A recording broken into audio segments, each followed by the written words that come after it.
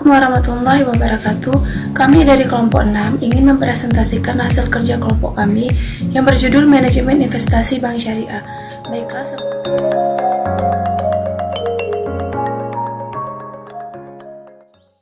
Baiklah, sebelumnya perkenalkan, nama saya Cindy Fauzia sebagai pemateri pertama. Baiklah, langsung saja ke pembahasan itu. Pengertian dari investasi. Kata investasi sering dan banyak kita dengar di berbagai tempat. Kata investasi ini berasal dari bahasa Inggris, yaitu investment. Nah, ada beberapa pengertian dari investasi. Yang pertama yaitu, investasi sering diartikan sebagai kegiatan menyisihkan sebagian dana untuk ditempatkan pada sarana investasi dengan harapan dapat memetik nilai ekonomis di kemudian hari. Dan yang kedua, dalam Korpus Besar Bahasa Indonesia, investasi adalah penanaman uang atau modal dalam suatu perusahaan atau proyek untuk tujuan memperoleh keuntungan.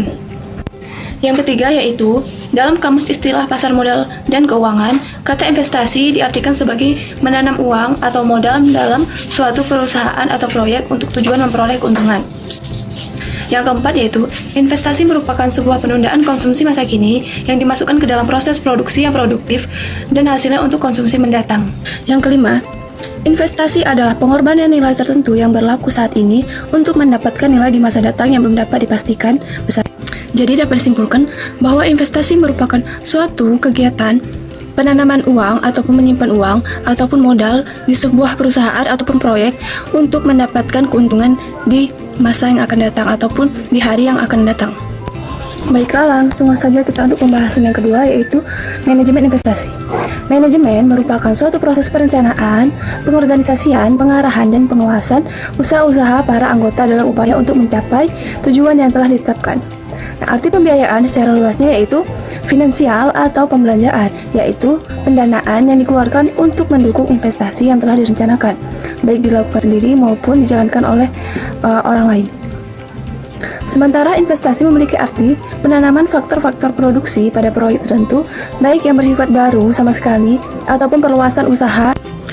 Nah, dari dua definisi tersebut dapat dipahami bahwa manajemen investasi adalah proses perencanaan, pengorganisasian, pengarahan, dan pengawasan terhadap penanaman faktor-faktor produksi pada proyek tertentu, baik yang bersifat baru sama sekali maupun perluasan usaha yang sudah ada untuk tujuan tertentu.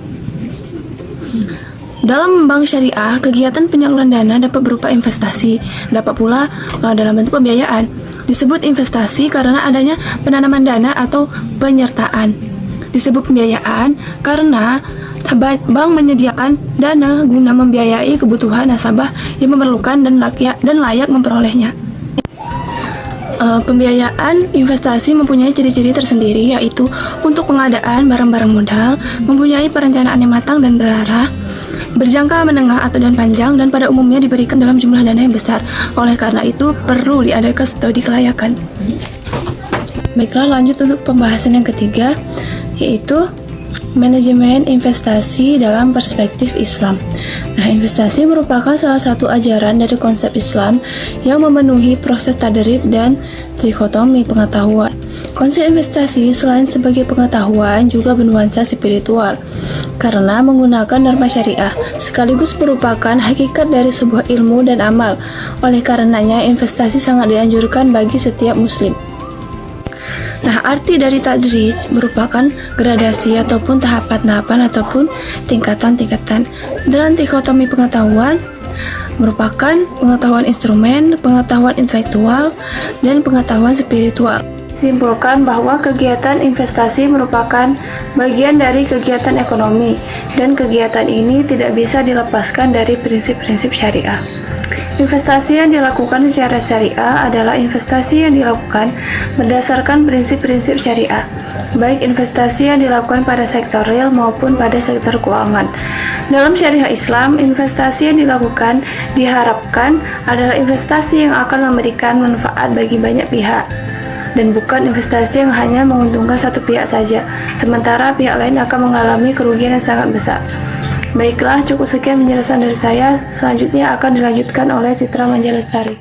Baiklah, saya Citra Manja Lestari akan melanjutkan pembahasan selanjutnya, yaitu mengenai prinsip-prinsip investasi di bank syariah. Nah, pada dasarnya prinsip-prinsip investasi yang ada pada bank syariah itu tidak berbeda jauh dengan prinsip-prinsip yang ada pada bank konvensional. Hanya saja setiap bank memiliki otoritas untuk membuat prosedur dan kebijakan dalam menganalisa pembiayaannya. Namun demikian, terdapat prinsip umum yang dapat dijadikan dasar pegangan dalam pembiayaan. Nah, beberapa hal yang mesti dipertimbangkan bank syariah sebelum melakukan pembiayaan yaitu yang pertama ada aspek rentabilitas. Nah, aspek rentabilitas ini yaitu sebagai fund manager yang amanah, tentu bank syariah memiliki aspek-aspek yang menguntungkan. Yang kedua ada aspek likuiditas, yaitu selalu tersedianya dana yang cukup yang diperkirakan dibutuhkan nasabah. Aspek selanjutnya yaitu spread risk, yaitu memperkirakan risiko yang mungkin terjadi. Tentunya hal ini tidak berarti menghambat bank syariah dalam berinvestasi. Aspek selanjutnya yaitu skala prioritas, yaitu mendahulukan investasi pada usaha yang memang memiliki kemungkinan keuntungan yang lebih besar, sebagaimana mendahulukan penyaluran dana dalam usaha yang memiliki standar kelayakan lebih tinggi. Aspek selanjutnya yaitu usaha yang halal. Nah, bank syariah tidak hanya mengejar untung besar, namun kehalalan merupakan prioritas penting dalam pertimbangan. Karena itu, bank syariah hanya akan menginvestasikan dana pada usaha-usaha yang tidak bertentangan dengan syariah. Ini berarti usaha yang syubhat atau meragukan halal haramnya atau haram tidak akan mendapat investasi dari bank syariah. Pembahasan selanjutnya yaitu proses investasi. Dalam mengevaluasi suatu permohonan investasi, pejabat pembiayaan bank syariah memperhatikan beberapa hal berikut, yaitu uji kelayakan proyek oleh tim penilai komite pembiayaan, faktor 5C, analisis berdasarkan data yang lengkap dan dilakukan secara jujur dan objektif, layanan cepat agar realisasi pembiayaan atau on time, dan mengutamakan kepentingan lembaga dan hindari vested interest atau pribadi penilaian. Nah, pembahasan selanjutnya yaitu ada data analisis. Nah, data analisis ini terbagi menjadi beberapa. Adapun pembahasan pertamanya yaitu beberapa pendekatan. Nah, beberapa pendekatan ini yang pertama ada pendekatan jaminan, yaitu bank dalam memberikan pembiayaan selalu memperhatikan kuantitas dan kualitas jaminan yang dimiliki peminjam atau kreditur. Pendekatan selanjutnya itu pendekatan karakter. Bank mencermati secara sungguh-sungguh karakter nasabah. Pendekatan selanjutnya pendekatan kemampuan pelunasan, yaitu bank menganalisis kemampuan nasabah untuk melunasi pinjaman. Pendekatan dengan studi kelayakan, yaitu bank mencermati kelayakan usaha yang diajukan oleh peminjam. Dan pendekatan terakhir yaitu pendekatan fungsi-fungsi bank, yaitu bank memperhatikan fungsinya sebagai intermediari keuangan, yaitu mengumpulkan dan menyalurkan dana. Nah, data analisis selanjutnya yaitu analisis investasi 5C. Prinsip analisis investasi didasarkan pada 5C, yaitu ada karakter, capacity, capital, collateral, dan condition. Data analisis selanjutnya yaitu tujuan analisis investasi. Analisis investasi memiliki dua tujuan, yaitu tujuan umum dan tujuan khusus. Data analisis selanjutnya yaitu prosedur analisis investasi.